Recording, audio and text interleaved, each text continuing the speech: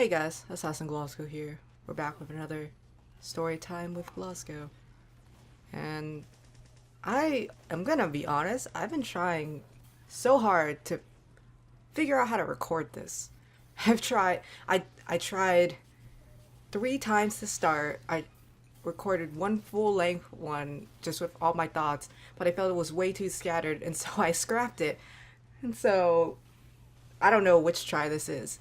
Hopefully it's the last. I hope so. Hopefully what I learned with that full length try I can incorporate into this because that full length try was pretty long. I'm hoping this one will be shorter because I will be more concise in the words that I say. But today we're going to be talking about fame, how people react to it, how people, I guess, how it changes them in good or bad ways, how it affects their content. And I'm going to be talking about fame from the lens of the internet. So we're going to be talking about content creators. I'm not going to be talking about big famous movie stars or anything like that. They have their own thing, and I'm sure that that a bunch of people have talked about it before. But I want to be talking about content creators and how I've noticed from my personal observations and personal interactions with these people what fame is when it comes to a community with fans and then the content creator itself. So I just want to start off this subject, and also just a little side note, I'm waving my arms around and my hands because when I talk sometimes I like use my hands to gesture, but you guys can't see this at all because it's not a vlog. But you can imagine me just frantically waving my arms around as I illustrate every single detail of this. Anyway, so this is a topic I've been thinking about for a really long time, ever since I started my YouTube channel, even a little bit longer than that. It's something that I've always thought about from time to time, but recently it came up again and I really started thinking about it, and so I just wanted to discuss it here. A little while ago, H3H3 Productions posted about how they had a few fans come to their door, ring the doorbell, and expect them to come to the door to answer them. And this was something that I felt was really inappropriate. And of course, the clients knew it was very inappropriate, and they even said so as much on their Twitter. They're like, please don't do this. And I think they called out these fans or something like that. But I just think that there's, when it comes to a community, there are regular fans. You, me, these guys that just enjoy the work, participate in the community and stuff, but they don't go out and breach any kind of lines that they shouldn't cross. For example, going to their favorite content creator's house just because they're famous. There are lines that you just don't cross as a fan, and you understand that because they're, of course, content creators, no matter how famous they are, they're still people. They have to go about their own lives. Most likely these fans saw the clients while they were grocery shopping, moving about on the beach, whatever they were doing, something that they were going about their regular lives doing, and then they followed them home. If that happened to me, I'd be really scared to interact with my fans because I don't know if somebody's gonna follow me home. That's a trust issue, it's a privacy issue, and it's a safety issue. And these fans don't realize that when they interact with these content creators. I think these fans put these content creators on this idealized pedestal because they think they'll act in a specific way just because they think that, for example, Ethan Klein is a really affable, cool guy, and he's going to answer the door and then just like crack a few jokes with them and be really cool. That's not going to happen if you go straight to his home. And I think that that's a big problem when it comes to fame, is that you get some fans who just look at the famous part. They look at the famous part or the part that you put out in your content. Maybe it's a persona or something like that. But they don't realize that there's an individual under that. And then so they don't realize that there are lines that can't be crossed because they think they have some kind of relationship with the persona side of the famous person. And that's a problem because, as I said, it's a breach of privacy, a breach of trust, and it's a safety issue because you don't know if maybe one of these content creators, if they're more private, they could call the police on these fans. And I think it's unfortunate that these fans view this content creator as these content creators as such, because they're people too trying to go about their own lives. Viewing them as just a source of your entertainment is just, it's really, I think is really wrong.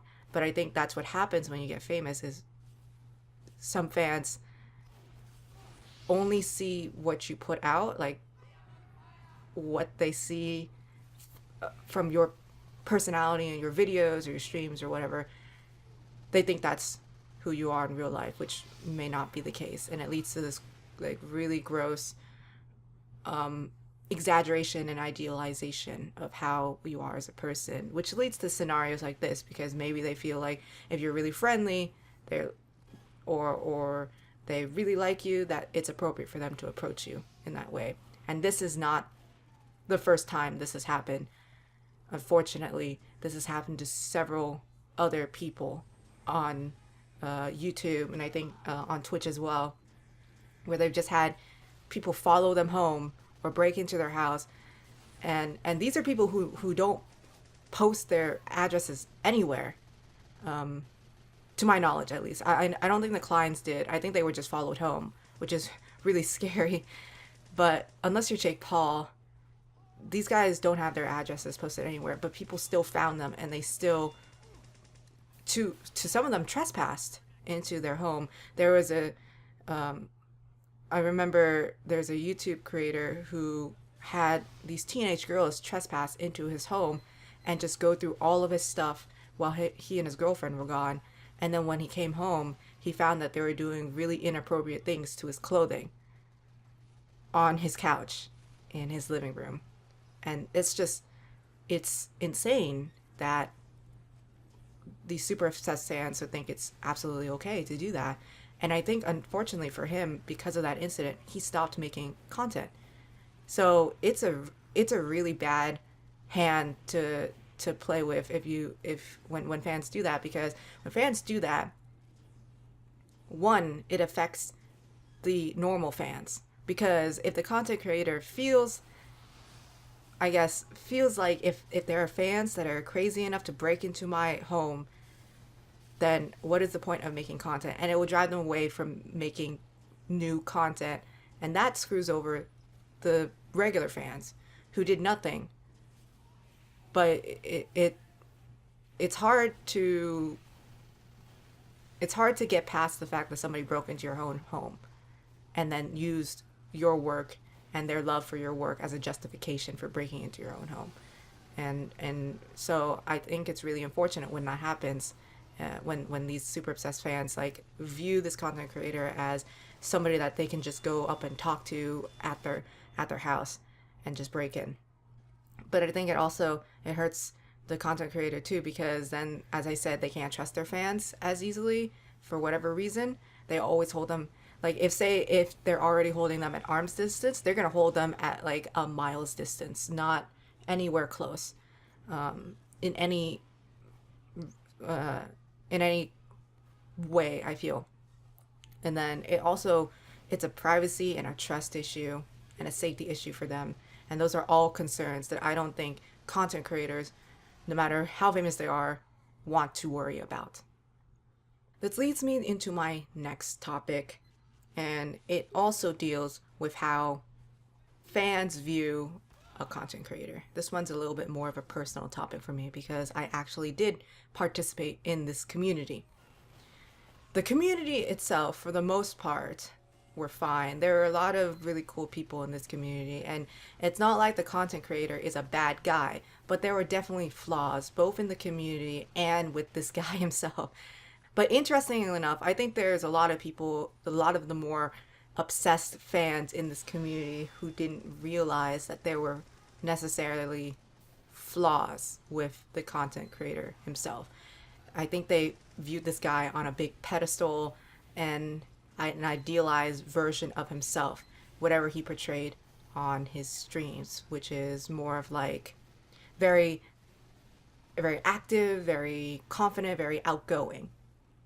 And while he said that he was, he was an introvert or whatever a few times on stream, I think the way he acted, like very confident, outgoing, coarse, crass humor, all that stuff, was what a lot of people really perceived him to be in real life as well. And so, and I think this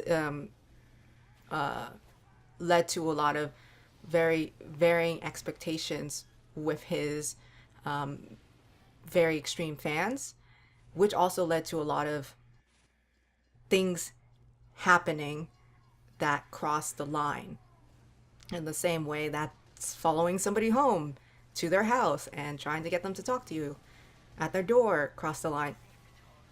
I remember one of these fans sent not suitable for work pictures to this content creator out of the blue, um, apparently in response to a joke, but still, it was a line that shouldn't have been crossed and was crossed. And I don't think a lot of things happen after that concerning of how it was dealt with. So that, but it's another topic to talk about at another time. What I really want to say though is that I think a lot of the fans in this community that were really, really super obsessed, I don't think really realized that he himself was not the way he portrayed himself on stream. And this is coming from me being a third party observer. It's not like I participated, but I was never really like in one camp or the other.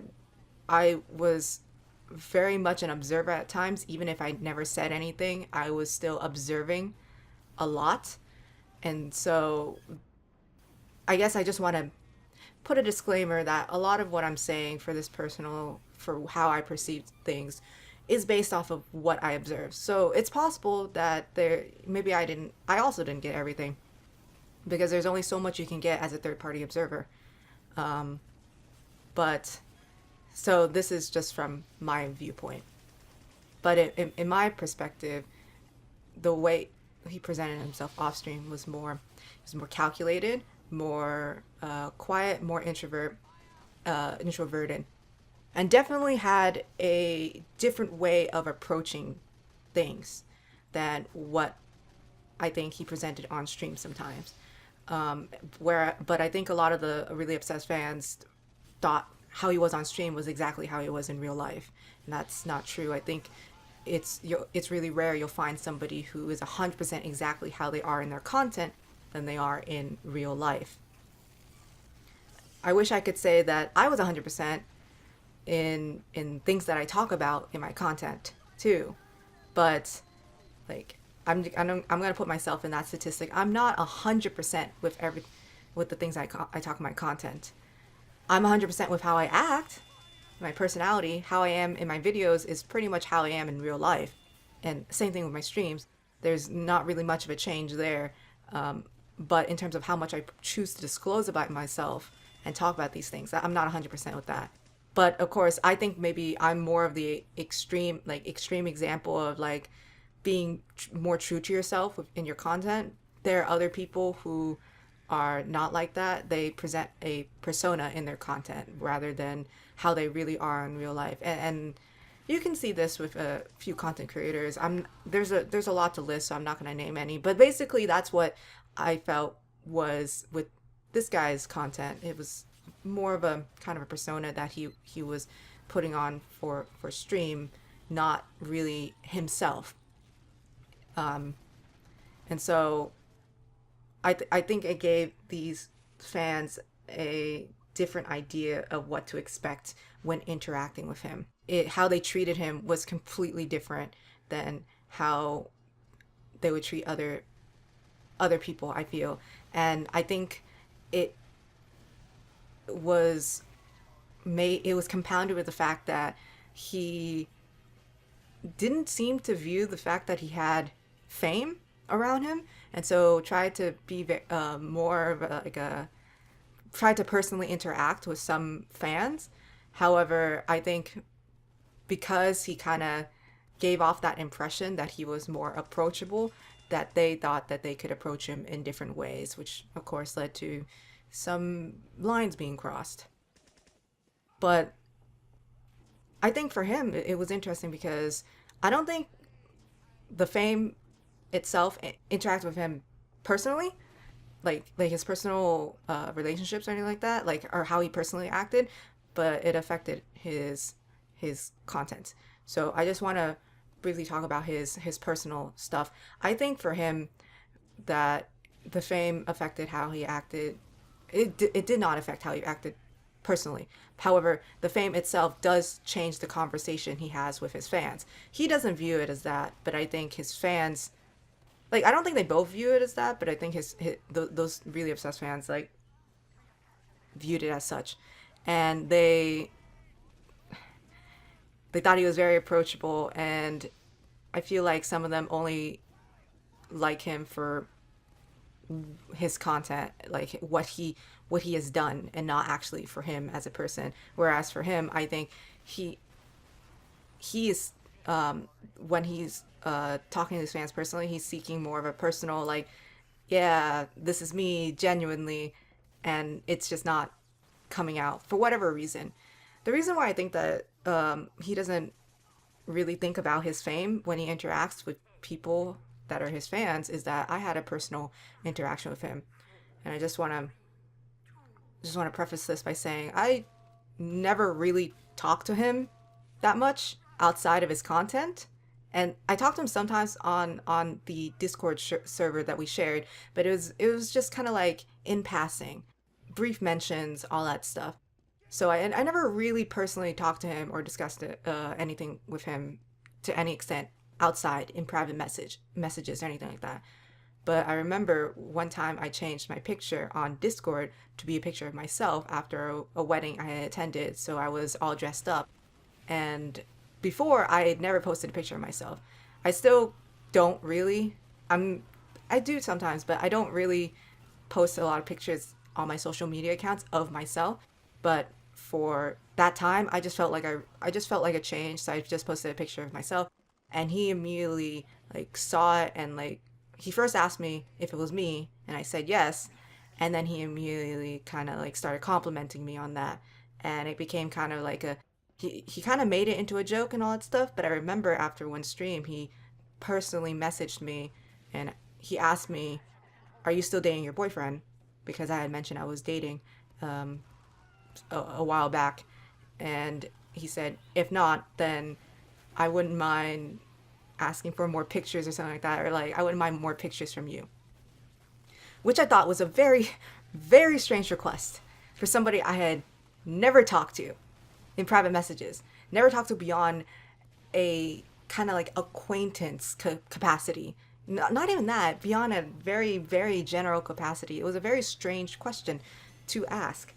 And so I of course I declined him, and I said, "No, I'm still dating my boyfriend." But even if I wasn't, I'd probably still decline him because it was just a really, really, really bizarre request. And I'm not I'm like, okay, what? So yeah, I just don't think, and he never used the fact that he was like in any way famous or anything against me to be like, I don't want to say against me. He never used his fame in any way to go, "Hey, it's me. You want to send pictures to me," or anything like that. He never did that. He's not a bad guy or anything like that. I'm not saying he's a bad guy. I think there's flaws in him, but of course there's flaws in everybody. What I'm saying is that I don't think he ever realized like the relationship he has with his fans. And then I also just don't think fame ever factored into his mind when he came and asked me for pictures just out of the blue. And I think that's the case with how he interacts with a lot of his fans. The fame just doesn't, it just doesn't occur to him that he holds this kind of recognition for whatever reason. He's trying to operate his life as a normal guy, which is fine. I think that's understandable.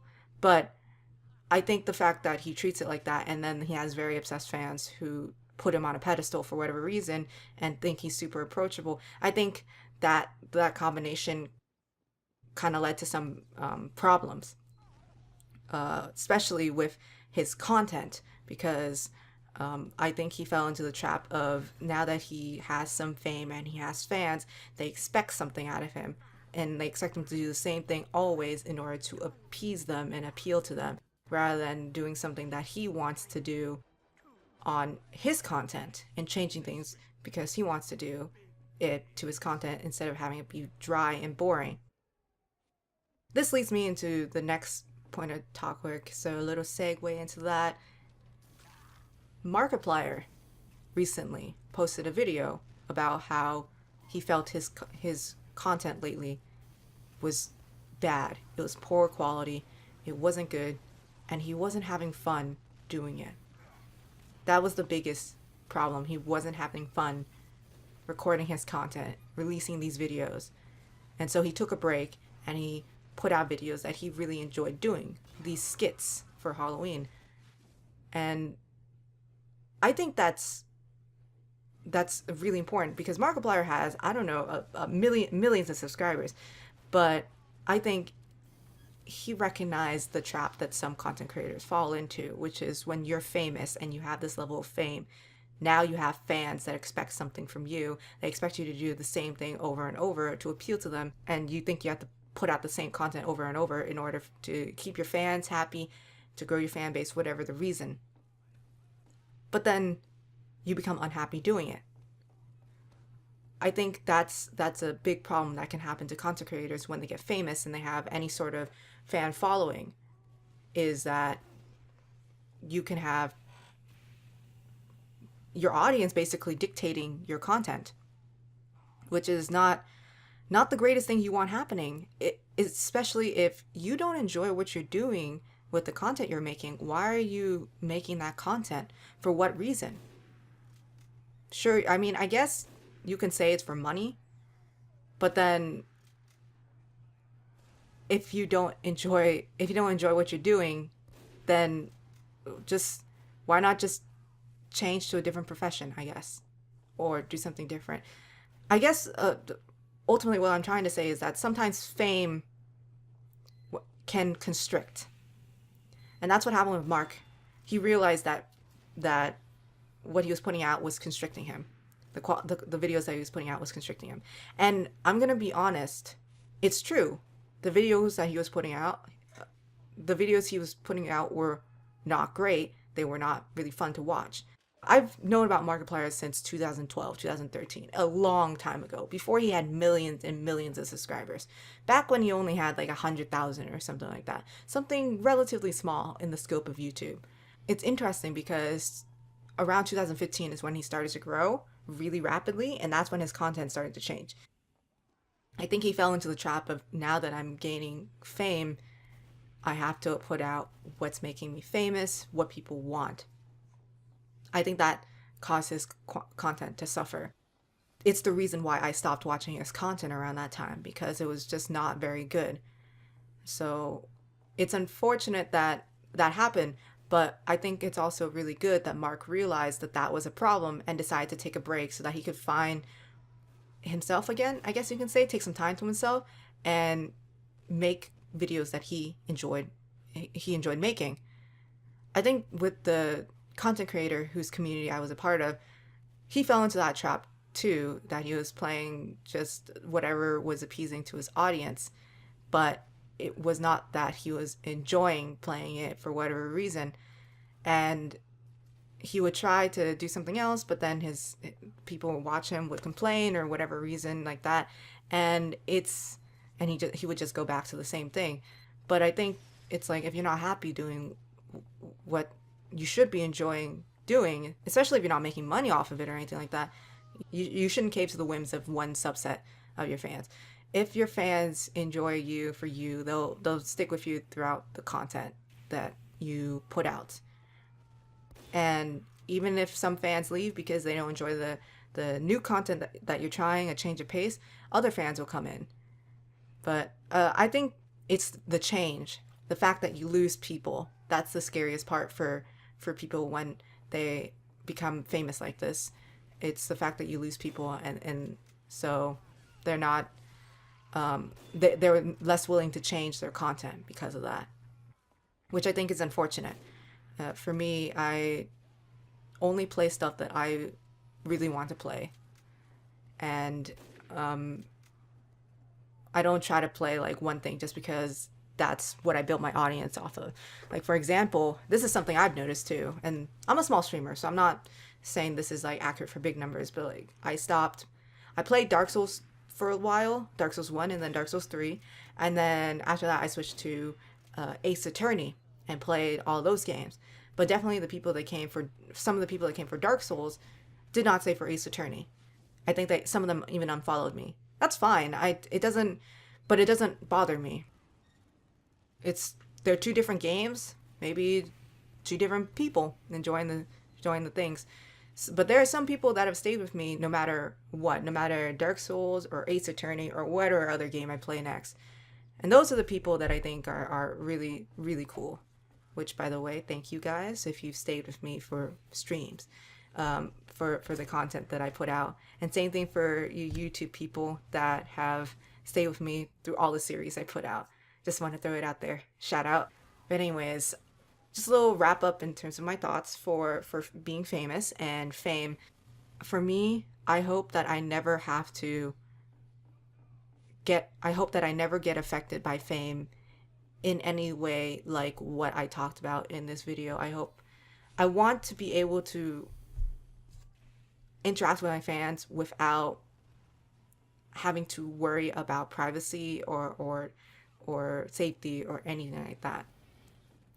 But then I also don't want to change how I am when and if. When and if? No, that's not right. If. There's no when. There's an if. If I get famous. I don't want to change that for any reason. I want to be the same person that I am recording this video right now in 2017 that I am, I don't know, however many years down the future. I don't want to change just because now I have more people who know about me. I still want to be the same person. I don't want to change my content in any way because of that. If I do, please slap me. Just straight up slap me, punch me, whatever. Just wake me up inside. Because I should not change for that. And I don't want to. But if I do, please, you have my permission. And I hope that it just doesn't change the quality of my content. Anyways, that's going to be it for this story time with Glasgow. It is quite long. It was not as short as I was expecting it to be, but hopefully it's still interesting to listen to and has some food for thought. And I try my best to stay concise and speak in a relatively fluid manner. So hopefully everything sounds okay in the end when I edit this. But I think this is an interesting topic. Maybe I'll revisit in the future. Maybe a few years down the line. Who knows? But if you guys have any more suggestions of what I should talk about, let me know in the comments. And I will see you in the next video, guys. Hope you have a good day or good night wherever you are. See you later. Bye.